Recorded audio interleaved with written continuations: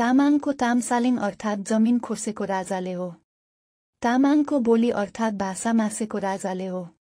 तामाङको संस्कृति सखाप पारेको राजाले हो। तामाङको मस्तिष्कलाई तामाङ विरुद्ध नै प्रयोग गराएको राजतन्त्रले हो। तामाङलाई भोट्या मुर्मी बनाएको पनि राजाले हो। तामाङलाई मासिना मतवाली बनाएर मासेको पनि राजाले नै हो। तामाङलाई पिपा गोश्वारा बनाएर भारी मात्रै बोकाउने पनि राजाले नै हो। खाजा समेत खाना नदिएर बोकबोकै सित्तैमा धरहरा दरबार र महल बनाउन लगाएको पनि राजाले नै हो। हाम्रा आना बुढिङहरूलाई दरबारमा यौन दासी र सुसारे बनाउने पनि राजाले नै हो।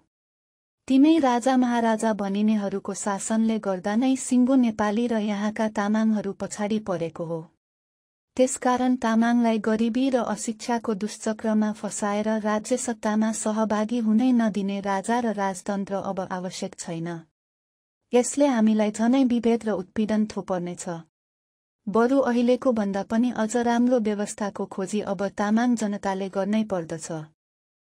राजावादीहरूलाई संघीयता र गणतन्त्र मन नपरेको होइन। यिनीहरूलाई त तामाङहरू पनि मेयर र उपमेयर भएको मन नपरेको हो। प्रदेशमै भए पनि मन्त्री भएको र मुख्यमन्त्री पनि हुने सम्भावना भएकोले मन नपरेको हो।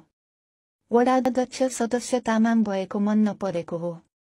जिल्लाको समन्वय समितिमा प्रमुख भएको मन नपरेको हो। हरेक निकायमा आदिवासीहरूलाई अनिवार्य समेट्नु परेकोले मन नपरेको हो। यिनीहरूलाई तामाङको भाषा पनि राष्ट्रभाषा भएको मन नपरेको हो। हिजो भोटे भनेर हेपिराखेको तामाङलाई पनि नमस्ते गर्नुपर्दा सहन नसकेको हो।